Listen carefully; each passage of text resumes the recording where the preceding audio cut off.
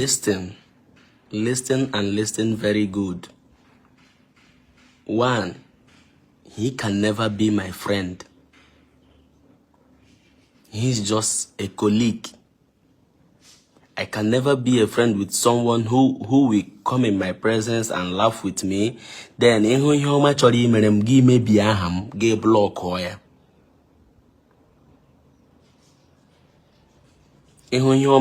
your colleague.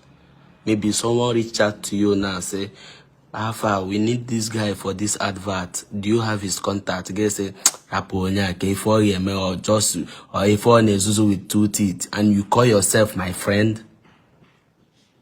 Is it because we are not? Is it because I have not come out to talk?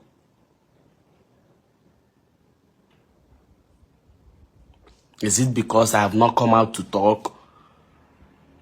Is it not ringing in your head like or baby that I'm gonna avoid? Like I know why I avoided you for some time now.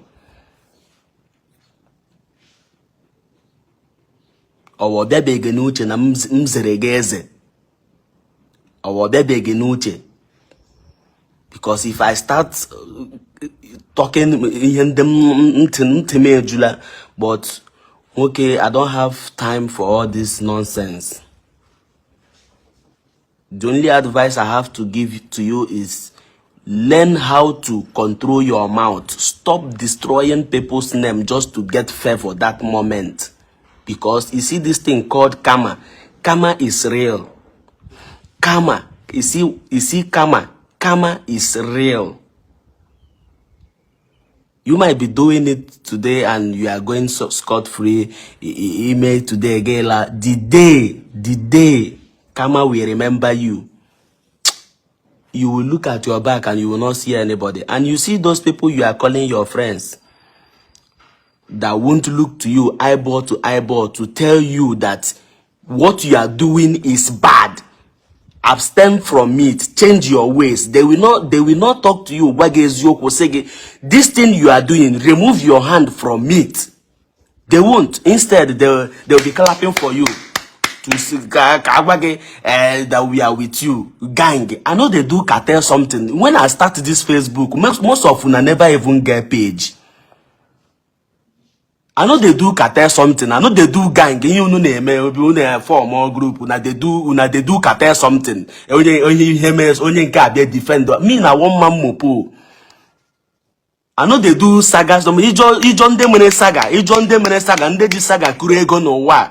If for some of you we don't they follow me since I just wanted this saga kurego na this Facebook at least may go second go third, but nothing and when here na saga you will be trending and you are thinking they are hearing your name give feeling that yes I'm the one trending I know without knowing that you are destroying your brand, without knowing that you are destroying your brand. A lot of people, do you think everybody in this blue app are fools? Some people knows the truth and they are keeping silent, looking at you. They are not even commenting. They know which one is the truth and the one which is lie. I know we have a lot of fools here. Even as I'm talking now, there are a lot of fools here commenting rubbish. But I don't have time. I don't block you people. No, if I block you now, you don't mind us. But I need you people. Make una day. Ndishi dem mandishi na dem make una day. I need remunu nile because my dad used to tell me monyo jo baruru. So I need you people. Manda ishi na dem I need una. Oh no, I wanna ihane me na gaga. I can never be a friend to God who made me. I can never be a friend to a snitch. That you come to my face, I reach up, then you will see a contract that will want to come to me, give me biaham, destroy ya dia. Give divert to your gang. You think I'm not hearing everything? I just kept silent. But if you are doing your nonsense, saying you are doing saga, because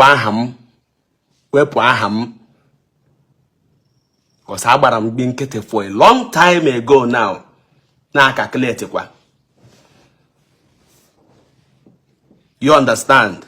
So if you are doing your saga and your nonsense, destroying people's name just to stay at the top, you see this blue app. This blue app no anya bia oga no kwa anya awa. You see those your squad clapping for you. You give feeling him with a cartels. Oga, you are destroying your brand. You won't tell me that all the blue app I won't be believe. No, couldn't dare to go when I'm bossing. A friend we may your joy, you legayani who say, Baba, this one where you they do now, you know, do I'm right. Stop it. Ana korogaka. Give feel that you are the top, that your name is, you are trending in a bad way. You went there and colleague gi. Ekutoku colleague gi, give home going how much or even. Yes, I'm saying one mother. Oga, there is no smoke without fire. There is no smoke without fire. There is nothing you feel tell me. And when you believe in this blue app, I'm a name when indeed believe here, but I'm a name when indeed shit them. Read my lips. There is no smoke without fire. Oga, learn how to keonu geriri.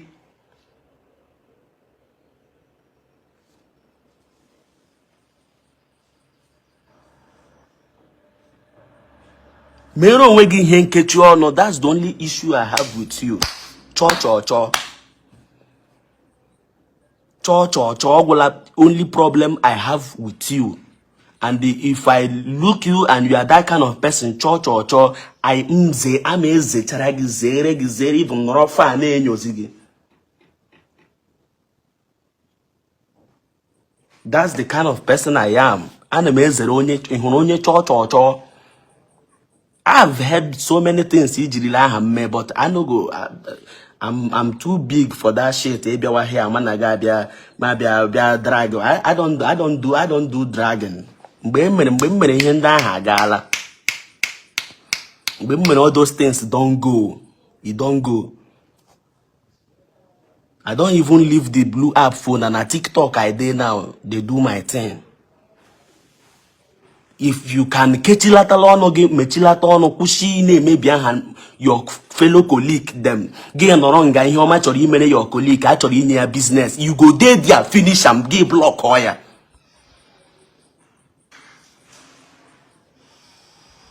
Oh him again.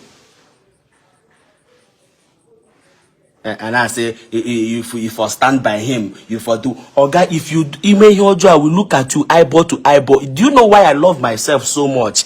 I don't do, you know, some of you never quite hear cartel gang, you know. It's like you people are just, some of you are in this blue app for ego, maybe when you drag somebody, or you people are just loyal to somebody because of him from it. Oh God, 10 naira, 10,000, 20,000 zuru okay. I can't because of egom genwete ma winyo. Be you who let the person come out to send us more Skibo a krola ni ego cut or colleague or Otana say how do I put it? Just to get favor, I can't do it. It's not pride, but in him when zurum. It's not read my lips. It's not pride, but in him when zurum. You see all these big men, all these our bosses where we say, I can remember that I hardly even call them. I need him all those.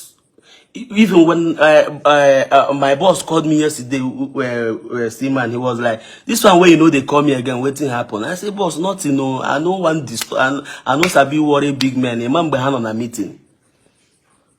I don't do things for money. I told them I don't mean here I like if you like me, you like me, and if you don't like me, you day your day, I day my day. This is the kind of person I am. But some of you here, unu di ready. Unu di ready in address matter kunu na ego. Just ego. Money. Unu di ready ire oto one unu. Just kunu na that money.